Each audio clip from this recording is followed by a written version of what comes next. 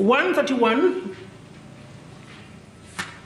sub-article 2, A and B.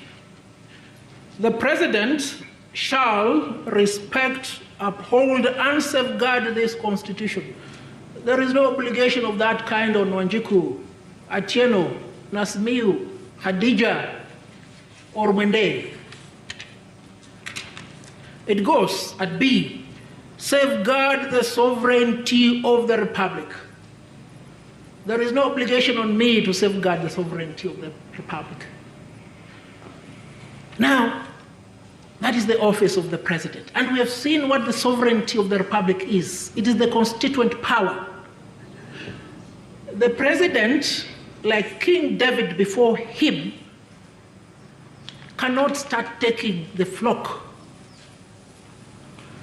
The President, like King Edward VIII, must remain the President.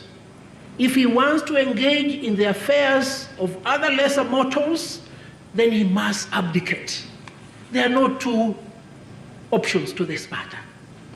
And to contextualize that quickly, we see what Professor Ben Nubweze says at page 462 of volume 1, sorry, of volume 2. 462 of volume 2.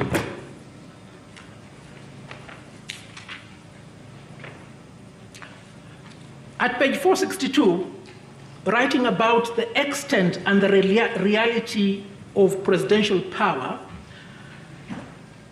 Nobweze says the most striking feature of the presidency in Africa is its tremendous powers.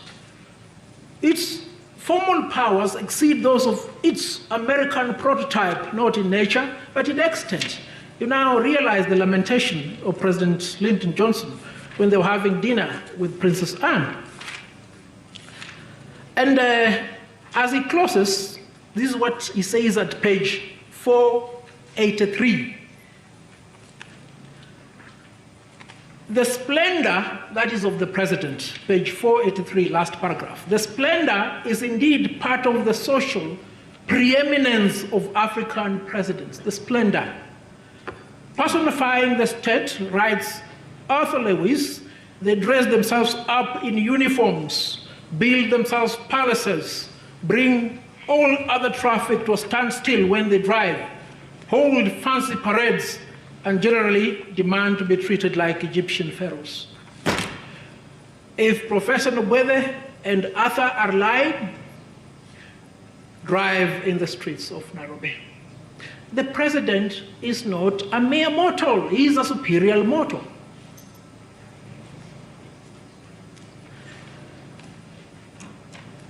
Now, let me conclude with the effect of the Constitutional Amendment Bill on the basic structure, eternity, and unamendable clauses doctrines.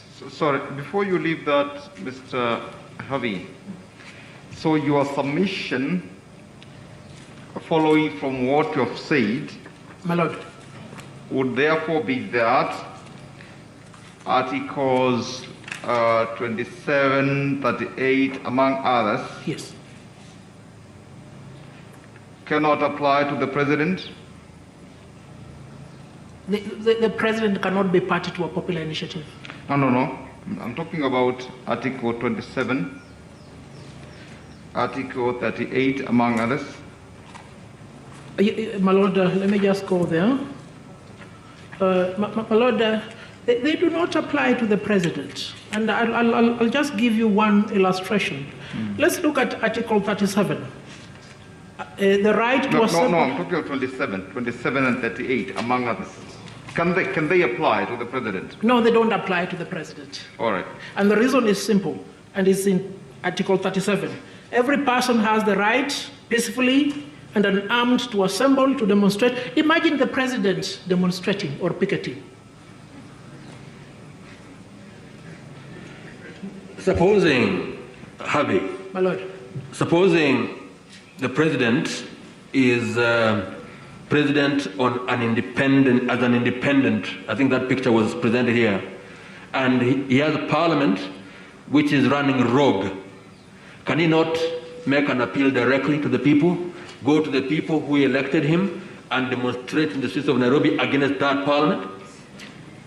A story is told today, I think it was told today by retired Justice Quach or Dr. John Khamenei, that when there was a threat of toppling President Jomo Kenyatta's government, one Chief Justice joined the crowds to demonstrate in the streets of Nairobi, and it was ridiculous. But, my Lord, to contextualize what you're talking about, there is this documentary series, The Designate Survivor, the predicament of an independently elected president in the United States. It is a predicament. It may arise, it may not arise, but the fundamental proposition is this: Kenya is a multi-party democracy. You stand as no ball chance in hell winning the presidency in Kenya as an independent. Supposing, because that was presented here, supposing Parliament doesn't listen to the President, Parliament has the majorities, and people in this country, people change, right? Yes, my Lord. If that happens, are you saying that the President cannot make a direct appeal to the people and join them in petitioning Parliament, for example? No, my Lord, he cannot. If the President is such a predicament, he has to do which King Edward VIII did. He has to resign. He must abdicate and go and marry the American divorcee. It's as simple as that. So what is the place of Article 1, Subarticle 2 of the Constitution? Can Wanjiku speak through a state officer, even the President? Can Wanjiku present a request to a state officer and say that this is my petition, this is my request, can you, consider it and act on it? But Lord, there is a reason why I refer to Professor Stan to create the conceptual framework of what in America is called the constitutional initiative. Yes, and link it kindly to Article 1, Subarticle 2, so that we make an informed decision regarding the question of sovereignty and the people exercising their power either directly or through their democratically elected representatives. Thank you. Well, Lord, I agree. The question is quite appropriate. Under Subarticle 2, the people can act through those two fora, directly or indirectly. When they do so indirectly, they do so through their representatives.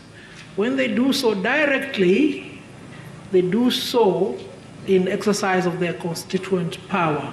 When all those other avenues, as Professor Stan says, have failed to yield results. But my Lord, because the... Only when they have failed to yield results? Yes, yes. Okay.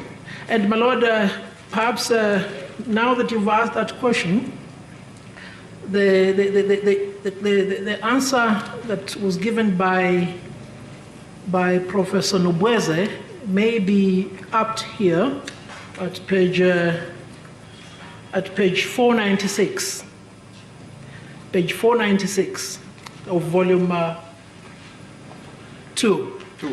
Yeah, he says, recalling again that the president under the presidential system in Commonwealth Africa is the organ that coordinates and therefore dominates the executive and legislative